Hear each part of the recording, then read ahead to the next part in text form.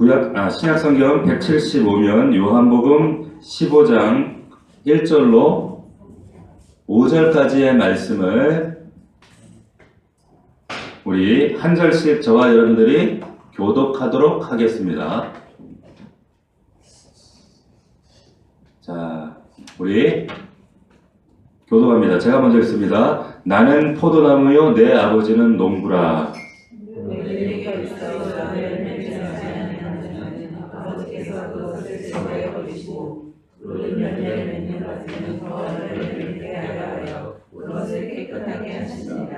너희는 내가 일러준 말로 이미 깨끗하여졌으니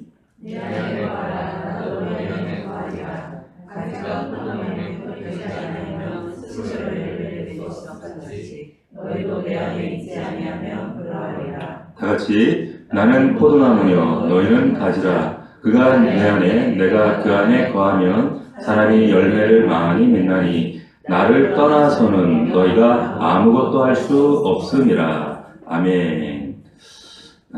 포도나무와 가지의 관계, 이와 같은 제목 하나님 말씀 은혜를 나누도록 하겠습니다. 예수님께서 사랑하시던 제자다라고 하는 별명을 가진 요한이 여러분 신약성경 27권 가운데 약 5권을 썼습니다. 요한 1, 2, 3서 그리고 요한계시록 그리고 오늘 요한복음 이렇게 책을 썼죠. 근데 이 요한이 요한복음을 기록했을 당시에 이 요한의 나이가 얼마쯤 됐는가 하면 90세가 가까울 정도로 아주 노년의 시기입니다. 이 시기가 왜 중요한가 하면 요한이 이 요한복음을 기록했을 당시에 우리가 알고 있는 이 마태, 마가, 누가 이 서신서, 복음서들이 다 기록이 끝났을 때예요. 이미 교회 안에 통용되고 있을 때였습니다. 그뿐 아니라 교회의 역사로 기록되어져 있는 사도행전도 이미 기록이 끝났을 때예요. 성도들이 다 알고 있어요. 바울이 서신 13개를 썼는데 그 13개, 로마서, 에베소서, 그 주옥 같은 모든 서신서들이 이미 기록을 끝났을 때입니다. 그러니까 교회 안에 이미 이런 서신서들, 복음서들, 역사서가 다 있었기 때문에 사실은 굳이 이 요한복음이 필요했을까? 자, 이 요한복음을 다시 기록할 이유가 없어요. 여러분, 사도 요한이 누군가 예수님께 품에 기대어서 가장 정말 직접적으로 예수님의 말씀을 들었던 제자였습니다. 가장 가까이 있었어요. 그래서 그분의 설교를 직접 듣고 직접 풀어주시는 비유의 말씀을 듣고 정말 가장 가까이에서 근접거리에서 특별히 예수님의 제자 베드로와 야고보, 요한 이 세 사람은 다른 제자들이 경험하지 못했던 특별한 변화산의 경험도 경험했던, 보았던 그런 제자가 바로 이 요한이었습니다. 자, 이 마지막 남은 이 제자, 모든 사람들은 지금 다 순교했어요. 마지막까지 남아있던 이 요한. 근데 하나님 나라에 이제 부름받아 갈, 이제 육신의 목숨이 다하는 그 시간이 점점 더 가까우고 있는데, 그때 사람들이 이제 요한에게 부탁을 한 거예요. 생전에 이제 하나님의 부르심을 받기 전에, 당신의 목숨이 마감되기 전에 복음서를 기록해 주십시오. 어떻게 된 이유인지 그때까지 요한복음이 기록되지 않았어요. 지체되고 있었어요. 자, 모르긴 몰라도 많은 사람들이 요한을 통해서 그 복음서, 예수님 당시에 그 생생한 말씀을 듣기를 원했는데 요한이 어떤 이유인지 모르겠지만 이것을 미루고 있었습니다. 자, 그렇게 거부하다가 드디어 이 요한복음이 기록되어져요. 아마 이 소문이 파다하게 초대교회 각 지역으로 퍼져나갔습니다. 야, 드디어 요한이 복음서를 썼다더라. 완성됐다더라. 드디어 기록했다. 얼마나 많은 사람들이 기대했겠습니까? 도대체 어떤 말씀을 기록했을까? 요한만 아는 말씀, 새로운 말씀, 특별한, 정말 요한만 알고 있는 그 예수님의 행적, 그 놀라운 특별한 말씀들, 그 신비스러운 말씀들. 자, 얼마나 기대했을까요, 이들이? 근데 요한이 이 요한복음에서 스스로 밝히고 있는 기록의 목적이 무언가 20장에 이렇게 얘기를 해요. 잘 보세요. 오직 이것을 기록함은 너희로 예수께서 하나님의 아들 그리스도이심을 믿게 하려 하며 또 너희로 믿고 그 이름을 힘입어 생명을 얻게 하려 함이라. 아멘. 사도 요한이 복음을 기록한 목적이 뭐냐? 어떤 특별한 말씀, 신비한 말씀, 전에 들어보지 못한 정말 신비한 놀라운 말씀, 들어보지 못한 말씀이 아니라 다른 거 아니에요. 예수 잘 믿으라 이 얘기예요. 예수 잘 믿으라. 모르나요 이거? 다 알지요. 여러분들도 들어보셨겠지만 영락교회에, 서울에 있는 영락교회에 돌아가신 한강재 목사님께서 여기 은퇴하시고 이 남한산성 한쪽에 작은 집 18평짜리 집에 기거하시면서 정말 조용히 초야에 묻혀 사셨어요. 그런데 이제 그분을 그리워하는 많은 이제 성도들, 특별히 이제 목사들이 그 한강재 목사님을 찾아가서 이제 여러 가지 이제 이야기들을 들었죠. 그때 이제 어떤 목사님들이, 목사님, 이 후배 목사들에게 마지막 정말 주옥 같은 마지막 말씀을 좀 해주십시오. 한경재 목사님들이 그 찾아온 목사들에게, 목사들이잖아요. 근데 그 목사들에게 해주셨던 그 말씀이 뭐냐면, 오래도록 심사숙고 그때 던지신 말씀이 이거였어요. 예수 잘 믿으십시오. 목사님들 예수 잘 믿으십시오. 그거였어요. 다른 거 아니었습니다. 지금 사도 요한이 그토록 초대교회 성도들이 기다리고 고대했던 그 말씀으로 기록하고 있는 그 말씀이 뭐예요? 예수 잘 믿으라는 거예요. 다른 거 아니에요. 매주마다 여러분들에게 지금 말씀을 전하는 이유가 뭡니까? 예수 잘 믿으라는 거예요. 다른 이유 없어요. 자, 요한복음, 여러분 오늘 이 15장은 정말 이 요한복음의 지성소와 같은 말씀이에요. 사실 14장부터 17장까지 이 말씀이 지금 요한복음의 가장 정말 보석 같은 말씀인데, 그 중에서도 특별히 이 15장이 가장 보석 중의 보석이에요. 근데 이 말씀, 우리가 잘 알고 있는 예수님의 포도나무 비유입니다. 포도나무 비유. 오늘 우리가 함께 읽은 이 성경의 본문이 이렇게 시작하죠. 나는 포도나무다 라는 말씀으로 시작이 돼요. 요한복음에 나는 누구다 라고 하는 이 표현이 한 7번이 등장하는데, 이 나는 포도나무다 라고 하는 것은 예수님의 자기 계시입니다. 신적 계시. 내가 하나님이다 이런 말이에요. 근데 그 마지막 지금 계시로 나는 포도나무다. 자, 농부가 계시고 그리고 포도나무가 있고 가지가 있다. 하나님은 농부가 되시고 예수 그리스도, 나는 포도나무고 너희는 가지다. 그런데 농부는 한 가지 소원이 있다. 간절한 열망이 있다. 그 소원이 뭐냐? 열매 맺는 것이다 말씀하고 있는 거예요. 오직 유일한 기대는 열매 맺는 것이다. 자, 성도들이 그래요. 목사님, 하나님이 나를 향한 뜻이 뭘까요? 하나님이 나를 향해서 내 인생을 향해 기대하시는 바가 뭘까요? 다른 거 없어요. 열매 맺는 겁니다.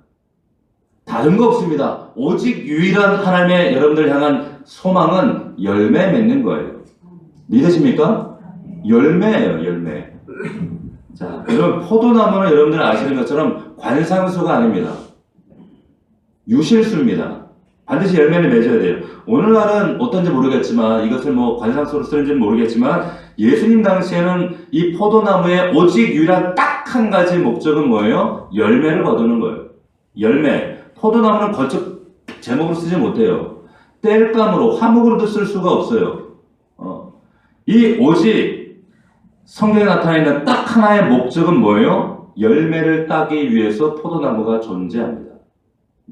자, 본문 5절을 다시 한번 읽겠습니다. 15장 5절 같이 읽습니다. 시작. 나는 포도나무요 너희는 가지라. 그가 내 안에 내가 그 안에 거하면 사람이 열매를 맺나니 나를 떠나서는 너희가 아무것도 할 수 없음이라. 아멘. 자, 가지가 된 우리가 포도나무 대신 예수에게 붙어있는 유일한 이유가 뭐예요? 열매 때문이라는 거예요. 8절을 다시 보세요. 8절 같이 읽습니다. 시작. 너희가 열매를 많이 맺으면 내 아버지께서 영광을 받으실 것이요 너희는 내 제자가 되리라. 자, 예수님의 제자로, 그렇다면 예수의 제자로 정말 열매 맺을 수 있는 풍성한 삶의 비밀이 뭔가? 자, 이 비밀이 어디에 있는가? 자, 첫 번째는 우리가 가지라면, 너무 당연한 얘기를 하고 있어요. 가지라면 가지된 존재로서 나무 대신 예수님에게 붙어 있어야 되는 거예요. 이게 열매 맺는 비결입니다. 풍성함의 비결이에요. 너무 당연한 거 아닙니까? 근데 이것이 첫 번째 진리예요. 본문이 2절이 이렇게 시작합니다. 무릇 내게 붙어있어 열매를 맺지 아니하는 가지는 아버지께서 그것을 제거해 버리시고 무릇 열매 맺는 가지는 더 열매를 맺게 하려 그것을 깨끗하게 하신다. 자, 무릇 내게 붙어있어 이렇게 말씀해요. 4절에도 내 안에 거하라 나도 너희 안에 거하리라. 가지가 포도나무에 뭐예요? 붙어있지 않으면 열매 맺을 수 없음같이 너희도 그러하다 말씀하시는 거예요. 여러분 여기에서 우리가 정말 아주 중요한 예수 믿는 사람들 크리스찬의 중요한 정의가 여기에 등장을 해요. 크리스찬은 누굽니까? 한마디로 뭐예요? 예수에게 붙어있는 사람들이에요. 그리스도께 붙어있는 사람들이에요. 이게 크리스찬의 정의입니다. 그리스도는 그냥 교회 마당 밟는 사람들 아니에요. 여러분 교회 나오고도요 전혀 예수에게 안 붙어있는 사람 꽤 많아요. 세례받고 교회에 드나든다고 해서 여러분 그 사람들이 그리스도인 아니에요. 세례받았어도요 정말로 신앙 고백 그분은 그리스도요 주인입니다 라는 신앙 고백 안 하는 사람 허다합니다. 저는 수많은 교회를 거치면서 수도 없이 목격했어요. 종교인들 많아요. 예수 믿는 사람들이 더 적어요. 여러분 주일마다 자리 찾아하고 내 자리 찾아하고 앉아있는다고 해서 그리스도인 아니에요. 예배 자리에 나와 있는다고 하지만 신앙 고백 안 하는 사람 너무나도 많아요. 여러분 크리스찬이라는 말 우리가 크리스찬, 크라이스트 플러스 크리스찬 IAN이라고 하는 어미가 붙어있죠. 제가 예전에 우리 주일학교 때 선생님이 이 얘기를 하시더라고요. 야 크리스찬이 뭔지 아니? IAN이 무슨 뜻인 줄 알아? I, 나, N, M, N은 뭐예요? not 한마디로 뭐예요? I am nothing이라는 거예요. 크리스찬은 뭐예요? 그라이스트가 중심에 있고 I am nothing 이거 고백하는 사람들이 크리스찬이라는 거예요. 근데 우리는 어때요? I am everything. 오직 나를 위해, 나의 쾌락을 위해 육신의 요구대로 살아가는 거예요. 이건 절대로 그리스도인 될 수 없어요. 종교인은 될 수 있을지 모르지만 마당은 밟을 수 있을지 모르지만 그리스도인은 될 수 없다는 거예요. 여러분 왜 우리가 이런 고백을 해야 되는가? 왜 우리는 nothing인가? 로마서 11장에 보면 포도나무 비유가 아니라 감람나무 비유가 나옵니다. 이스라엘 백성 이들에게 가장 중요한 나무 두 가지가 있는데 하나는 감람나무고 다시 말하면 올리브나무예요. 또 하나는 포도나무입니다. 근데 이 감람나무 이 비유를 하고 있는데 로마서 11장에 보면 이런 말씀이 있습니다. 잘 들어보세요. 또 한 가지가 얼마가 꺾였는데 돌 감람나무인 너희가 그들 중에 접붙임이 되어 찬 감람나무 뿌리의 진액을 함께 받는 자가 되었은즉 지금 바울이 무슨 얘기를 하고 있는가 하면 너희는 돌 감람나무 이방인들이라는 거예요. 우리의 옛날 모습이었어요. 죄와 허물로 죽어있던 하나님과 아무 상관없는 존재였는데 그런 돌 감람나무인 이방인들 너희가 예수님과 상관이 있는 그런 관계로 접붙임이 됐다는 거예요. 이게 이방인들에게는 놀라운 사건이다. 이렇게 말씀하고 있는 거예요. 너희들은 돌 감람나무 아무 쓸모없는 나무였는데 찬 감람나무에 이제 가지가 꺾여서 접붙임이 되었다. 이게 바로 그리스도인 된 이방인에서 그리스도인 된 너희들의 놀라운 사건이다. 이렇게 설명하고 있는 거예요. 아멘입니까? 남 얘기 아니에요. 여러분 얘기예요. 이 놀라운 사건 이것을 접붙임이다. 이렇게 얘기를 하는데 접붙임이 되었어요. 근데 오늘 보면서 이걸 포도나무에 비유해요. 포도나무에 이제는 그 가지가 뿌리로부터 진액을 빨아들이는데 거기서 생명을 얻고 거기서 소망을 얻고 거기서 인생의 가치를 발견하고 거기서 진짜 정말로 하나님 나라의 진짜 가치를 받아들이는 거예요. 이게 포도나무라고 하는 거죠. 이런 존재가 바로 우리다. 이게 가지다. 그러니까 가지는 아무것도 아니에요. 이제 접붙임된 존재들은 사실은 중요한 건 뭐예요? 뿌리다 라고 말씀합니다. 그 다음에 이 사도 바울이 로마서 그 다음 절에 뭐라고 얘기하는가? 그 가지들을 향해서 이렇게 얘기합니다. 그 가지들을 향하여 자랑하지 말라. 자랑할지라도 내가 뿌리를 보존하는 것이 아니요 뿌리가 너를 보존하는 것이다. 너 아무것도 아니라는 거야. nothing이란 말이에요. 자, 그렇기 때문에 너희들은 자랑할 게 없다. 뿌리신 예수 그리스도가 전부다. 핵심 메시지는 뭐예요? 예수 그리스도가 everything이고 너희는 I am nothing. 이게 크리스찬이라는 거예요. 크리스찬이 뭐라고요? 크라이스트 플러스 I am nothing이라는 거예요. I am nothing이십니까, 여러분들? 내가 everything이잖아요, 여전히. 예수 그리스도 그분으로부터 생명을 얻고 소망을 얻고 그분으로부터 끊임없이 능력을 공급받아 살아갈 수 있는 사람. 원색적인 말로 이걸 뭐라고 얘기하냐면 크리스찬이 누구냐? 예수에게 붙어있는 사람이에요. 그리스도에게 접붙임되어 있는 사람들, 그분이 딱 접붙어서 떨어질 수 없는 사람들이다 말씀하고 있다는 거예요. 옆 사람에게 물어보세요. 당신 예수에게 잘 붙어 있습니까? 물어봐요. 앞 사람에게 물어보세요. 잘 붙어 있습니까?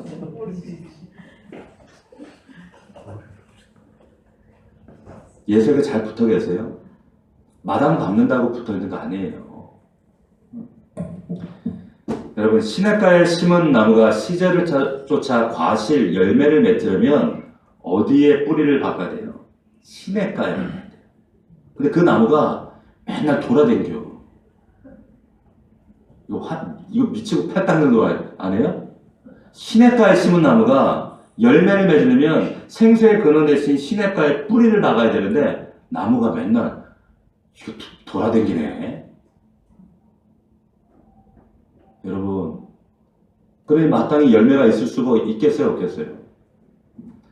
예수님께 붙어 있어야 돼요. 붙어 있어야 돼요. 붙어 있기를 축원합니다. 그래야 열매를 맺어요. 너무 당연한 건데 너무나게 당연하게 우리 무시하며 살아요. 두 번째, 우리가 열매 맺으려면 여러분 잘 들으세요. 농부에 의해서 깨끗하게 돼야 돼요. 이게 무슨 말인가 잘 보세요. 여러분 본문에 보면 가지가 세 종류가 나옵니다. 여러분이 어떤 가지인가 잘 한번 보세요. 첫 번째 가지, 전혀 열매 맺지 못하는 가지. 왜 그럴까요? 나무에 제대로 열매를 안 붙어 있으니까. 뭐가 이렇고 저가 이렇고 이래서 나는 왜 열매가 없어요? 전도에 열매가 없어요? 왜 내게 성령의 열매가 없어요? 제대로 안 붙어 있으니까. 두 번째 가지, 그냥 조금 열매가 있어요. 조금 열매 맺는 가지. 근데 먹을 수 있는 열매는 아니에요. 그냥 겨우겨우 그 열매 맺는 가지. 세 번째 가지는 어떤 가지인가? 여기 본문에 보면 풍성이 열매 맺는 가지예요. 풍성이 열매 맺는 가지. 자, 셋 중에 1, 2, 3번 여러분들 어디 속하세요? 네? 어디 속해요? 네? 자, 그런데 오늘 본문 2절에 보시면 우리가 더 풍성한 열매를 맺는 그런 가지가 되기 위해서 그 목적을 이루기 위해서 농부 되신 하나님께서 행하시는 작업이 있어요. 그 작업이 뭔가? 아버지가 이 가지를 어떻게 하신다고요?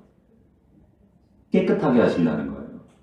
농부 되신 하나님이 우리를 깨끗하게 하신다는 겁니다. 어떻게 깨끗하게 하실까요? 오늘 본문 2절에 보니까 가지를 제거해 버리신다는 거예요. 여러분 이거 우리가 피상적으로 들으면 제거해 버린다. 좀 두려운 말씀 같아요. 이게 이거 우리가 구원받았다가 딴짓하고 우리가 잘못하면 구원을 취소해 버린다는 얘기인가?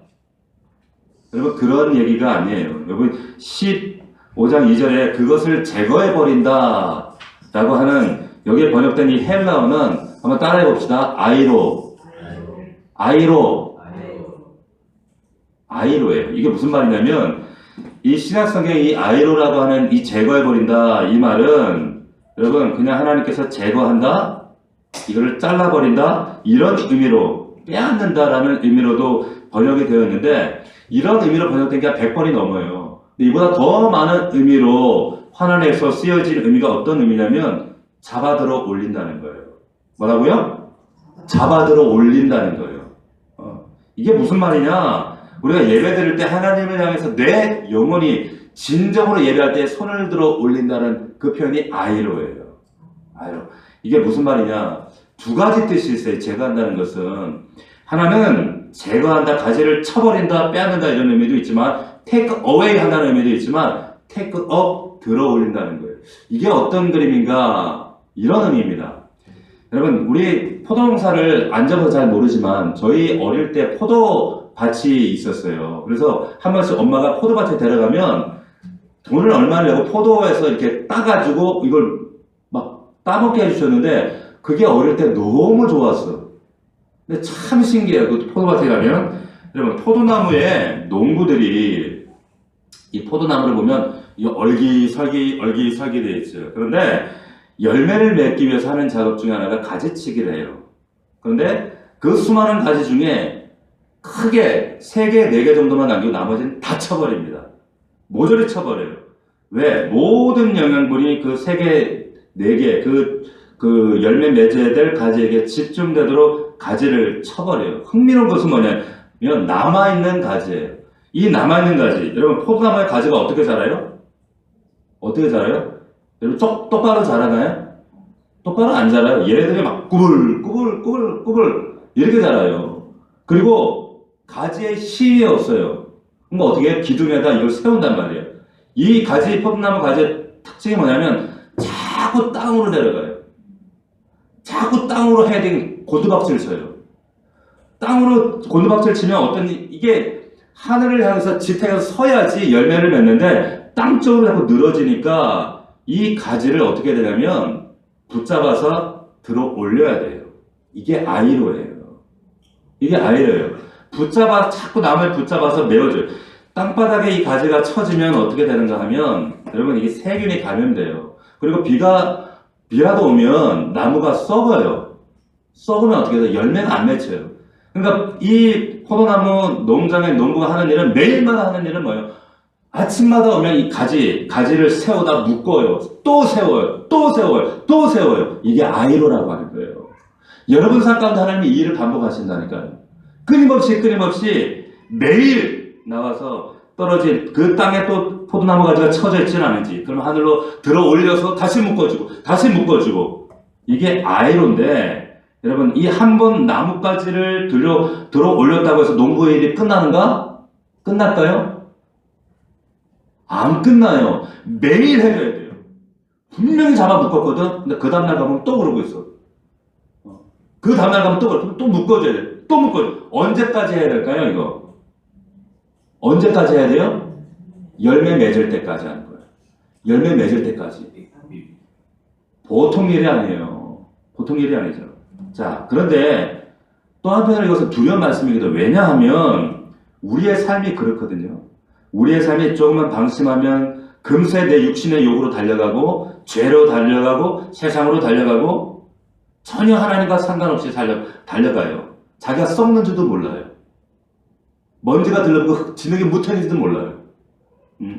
육신의 요구대로 살다가 속으면서 이 사단이 얼마나 박수를 치는 줄 아세요? 얼마나 좋아하는지 아세요?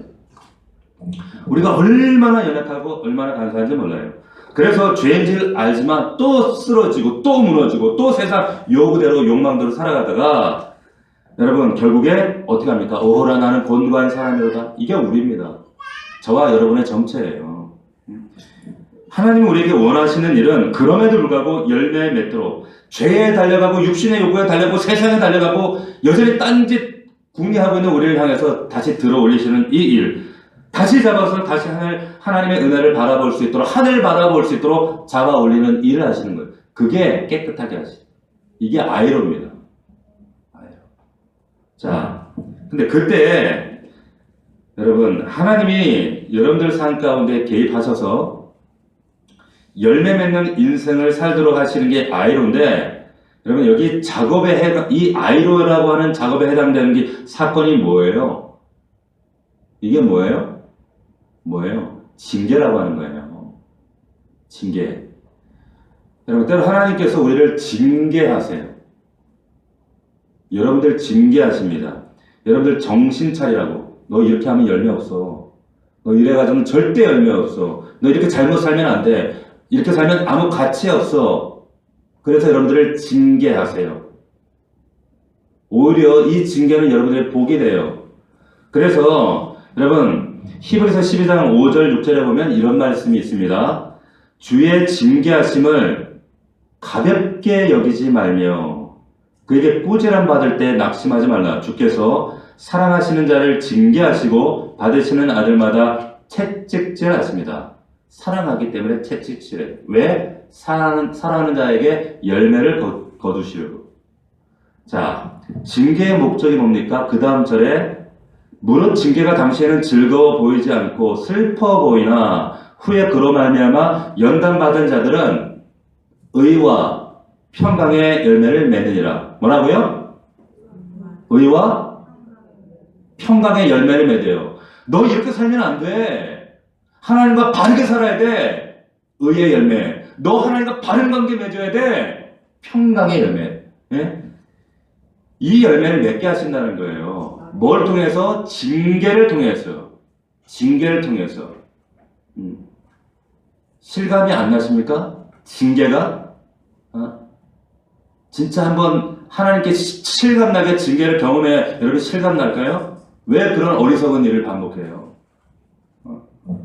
여러분 포도 농부가 되시는 아버지 하나님이 열매 맺는 인생 살도록 여러분들이 열매 맺도록 여러분 징계하십니다. 잘 기억하세요. 징계. 그런데 이것 말고 또 한 가지 사역이 있습니다. 그 사역이 뭐냐? 오늘 본문에 보면 뭐예요? 가지치기 작업이에요. 여러분 징계와 가지치기 작업은 달라요. 가지치기 작업은 사실 괜찮아요. 징계가 문제예요.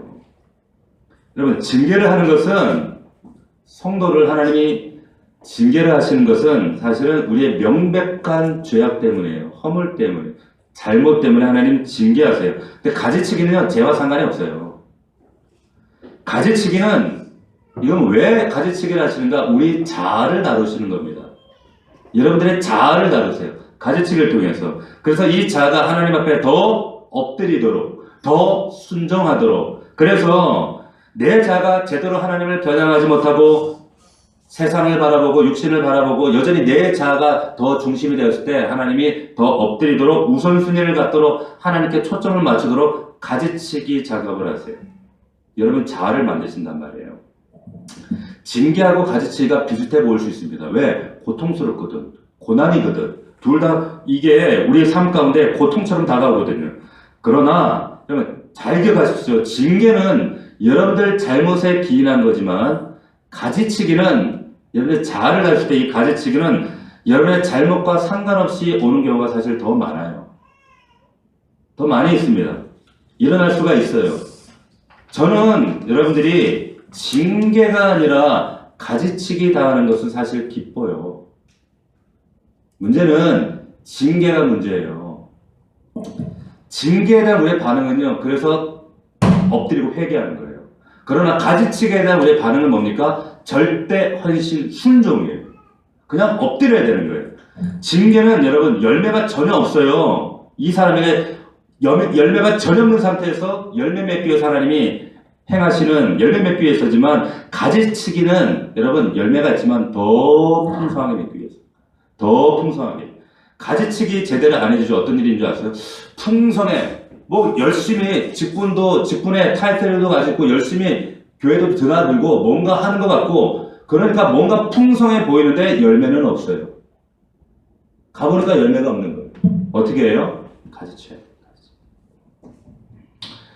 자, 성도들의 삶 가운데 여러분 죄와 상관없이 경험되는 인생의 이런 시련들 하나님이 가지치기 하십니다.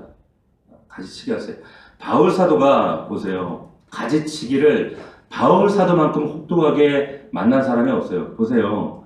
바울이 잘못해서가 아니잖아요. 열심히 복음 전하고 하나님 나라 위해서 결혼도 하지 않고 주를 위해 살았는데 보세요. 적잖은 시련들과 눈의 가시와 그런 많은 핍박들. 근데 이런 모든 것들이 바울의 허물과 죄 때문에 그렇지 않았어요. 바울이라고 하는 사람의 자아를 다루시기 위해서 가지치기 하는 자였어요. 왜? 그러면 더 많은 성경의 열매와 더 많은 영혼의 추수 열매를 거두시기 위해서 하나님께서 하셨다는 거죠. 여러분 징계를 원하세요? 아니면 가지치기를 원하세요? 사실 둘 다 원하지도 않아. 그지? 하나님 제발 나 좀 가만히 냅두십시오 그냥. 마당만 밟겠습니다. 하나님 절대 여러분 그렇게 안 두셔요. 야고보서 1장 3절 4절입니다. 이는 너희 믿음의 시련이 인내를 만들어낸 줄 너희가 알미라. 인내를 온전히 이루라. 이는 너희로 온전하고 구비하여 조금도 부족함이 없게 하려 하심이라. 부족함이 없게 하신다는 거예요. 부족함이. 우리가 부족함이 없도록 더 풍성하도록 더 많은 열매를 맺도록 하기 위해서 시련을 허용하신다. 그래서 하나님께서 여러분들 삶 가운데서 가위 들고 여러분들에게 가지치기 할 때 하나님 왜 이러세요? 이러지 마세요. 이러시지 말고 원망하지 말고 그냥 맡기세요. 그리고 절대 순복하세요. 여러분, 여러분들 해야 될 건 딱 이거예요. 이게 징계인가 가지치기인가? 이걸 내가 회개할 것인가 아니면 순복할 것인가? 이거 분별하셔야 돼요. 너무 엉뚱한 일을 해가지고 사실 내가 성도들 보면은 마치 럭비공 같아서 분별 없이 행동하는 것들 때문에 이 목사의 마음이 얼마나 조마조마할 때가 한두 번이 아니에요. 하나님께서 우리 가지치기 하실 때 그때는 하나님 내가 뭐가 부족한지 내 인생 가운데 내가 어디에 더 초점을 맞춰야 되는지 내 우선순위의 순위를 내가 잘못 정하고 엉뚱한데 내가 힘을 빼고 있지는 않은지 어디에 더 순종해야 하는지 이걸 찾으셔야 돼요. 그래야 열매가 맺힙니다. 세 번째, 열매 맺기 위해서 마지막 우리가 기억해야 될 게 뭐냐면 날마다 주님 안에 거하는 연습을 하셔야 돼요. 한번 따라 합시다. 날마다 주 안에 거하는 연습을 하자. 시작. 나를 딱 보세요. 저를 보십시오. 주님 안에 붙어 있으려면 나를 딱 봐야 돼요. 저를 딱 보세요. 보세요. 이 요한복음 15장 본문에 보면 반복적으로 열매 맺는 풍성한 삶의 이 비밀로 거하라, 거하라, 붙어있어라, 어바이딩 크라이스트, 붙어있어라, 4절에도 내 안에 거하라, 5절에도 거하며 그 안에 거하며 6절에도 사람이 내 안에 거하지 않으면 7절에도 내 안에 거하라, 거하라는 거예요. 거한다는 의미는요, 여러분 제한한다는 의미가 아니에요. 여러분 이것은 명령이에요. 여러분 거하고 있습니까? 주님 안에 붙어 있어요? 거하고 있어요? 저는 말씀을 준비하면서 이게 얼마나 정말 성도들 한 사람 한 사람 영적 상태를 진단하면서 말씀을 준비를 해요. 근데 이 말씀이 하나님이 저에게 얼마나 책망의 말씀을 하신지 몰라요. 두려워요. 왜냐하면 이 말씀을 제가 대면에서 1대1로 얘기할 때는 사실은 이미 이거는 경고 차원을 넘어서요.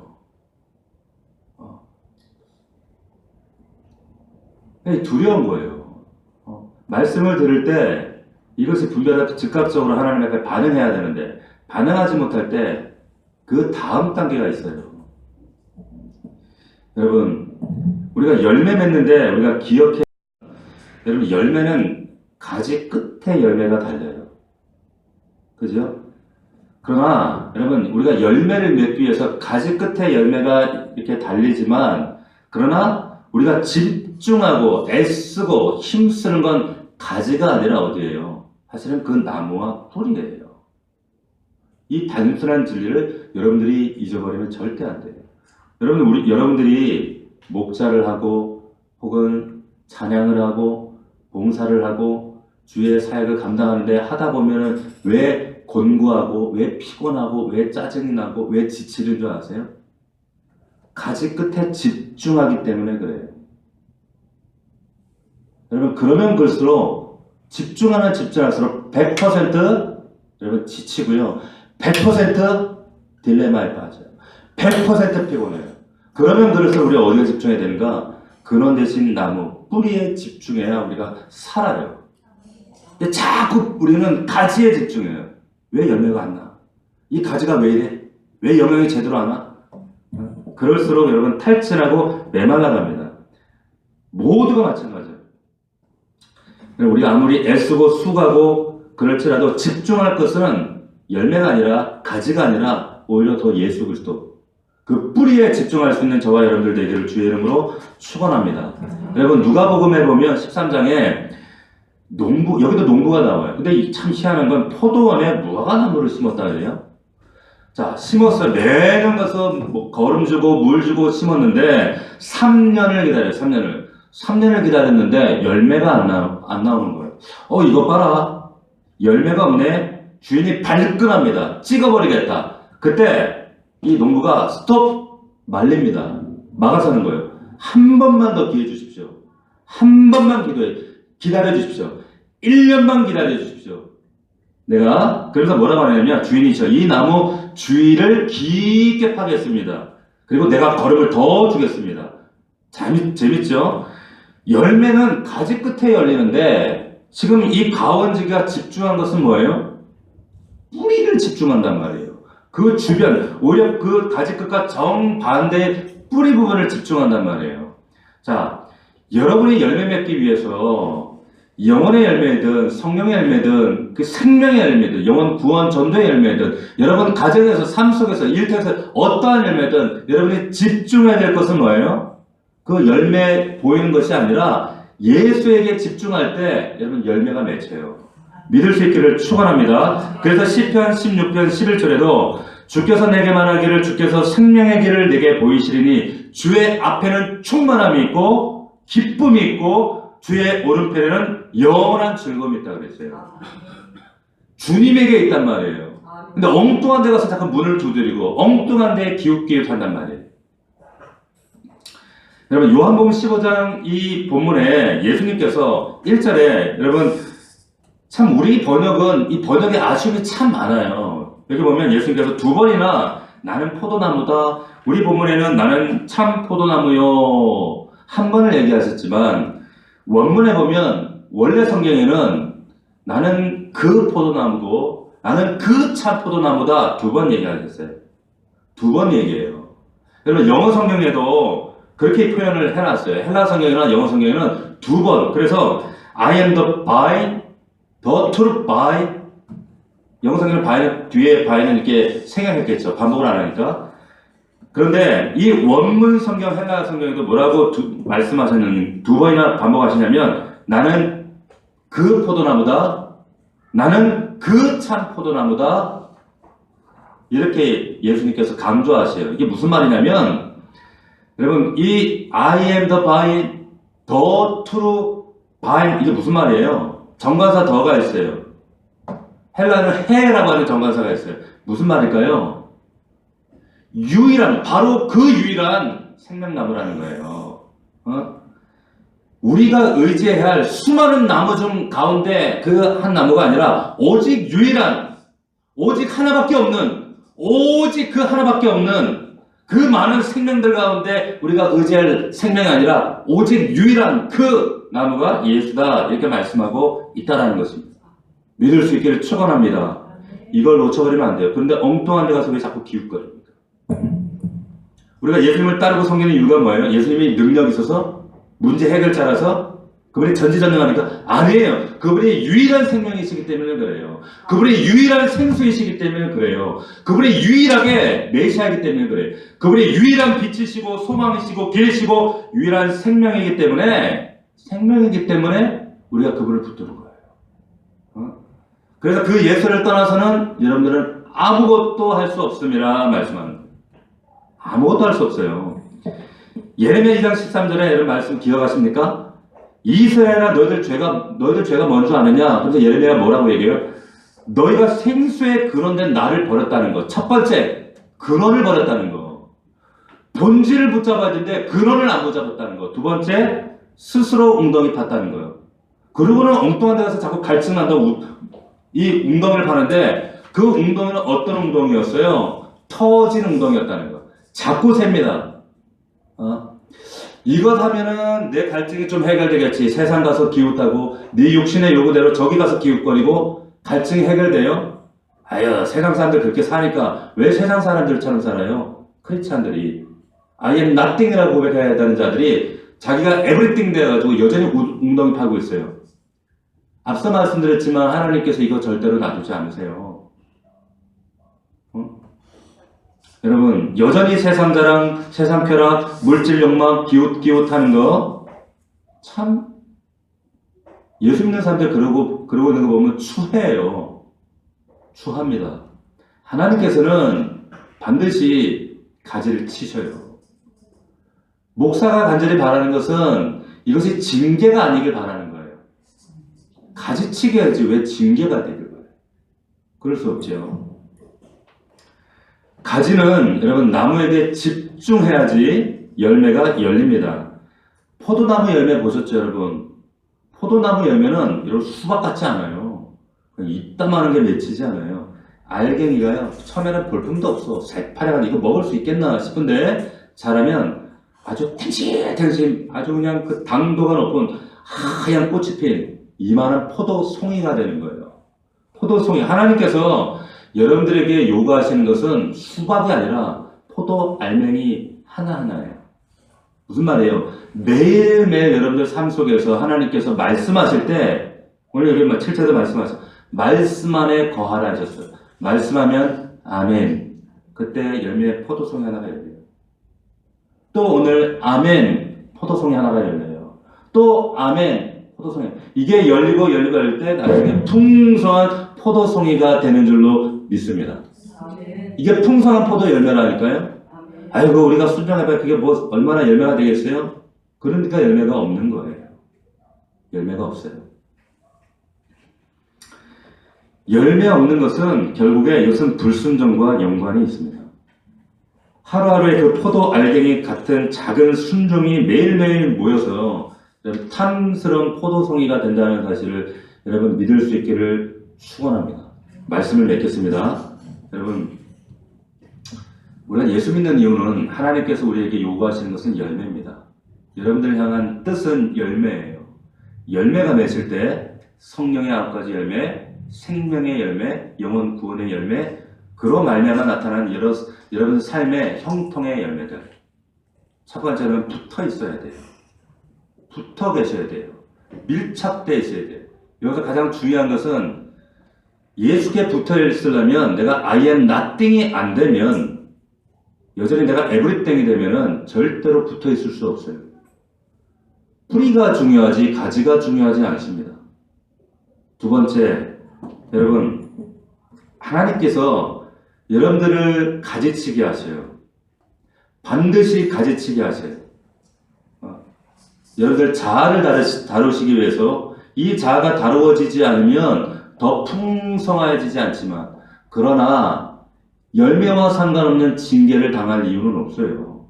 물론 사랑하는 자는 징계하시지만 그 징계는 결국 우리의 불순종에 인한 결과라는 것. 그렇기 때문에 여러분들이 분별하시고 하나님 말씀으로 하나님 앞에 서셔야 돼요. 그래서 믿음으로 더 성숙하셔야 돼요. 잘하셔야 돼요. 세 번째, 여러분 중요한 것은 가지 끝이 아니라 열매보다 중요한 것은 뭐예요? 나무에 집중하셔야 돼요. 예수에게 집중하셔야 돼요. 생수의 근원 되신 예수 그리스도, 그분에게 집중할 때 우리가 2020년도에 정말 하나님이 기대하는 놀라운 열매를 거두는 그런 기적의 주인공이 되는 줄로 믿습니다. 이 기적을 여러분들의 직장과 가정과 삶 속에서 경험할 수 있는 여러분들이 되셔야 돼요. 그러기 위해서 어떻게 해야 돼요? 기도의 배수진을 쳐야 돼요. 여기 말씀해 보면 말씀 안에 거하고, 그리고 뭐예요? 무엇인대로 구하라 했어요. 순서가 기도가 먼저가 아니에요. 말씀이 먼저입니다. 말씀, 그 다음 그 안에 구하라는 거예요. 기도의 배수진을 치기를 축원합니다. 말씀 붙잡고 기도의 배수진을 치기를 축원합니다. 예배 자리 후퇴하지 마세요. 목숨 거세요. 일주일에 한 번 가지고 예배를 가지고 내 믿음 생활을 영위한다는 것은 이거는 기적에 가까운 일이에요. 어떻게 영혼을 맡고 영혼을 구원하고 영혼을 전도하고 내 생명 겨우겨우 그냥 마치 생명 삐삐 겨우겨우 생명선 유지하는 그 정도 유지지, 절대로 여러분들 삶 가운데 성경에 나타난 이 기적은 나와 상관없는 기적으로 끝날 가능성이 커요. 기도의 배수진을 칩시다. 옆 사람에게 기도의 배수진을 칩시다. 그런 여러분들 되기를 주의 이름으로 축원합니다. 기도합시다.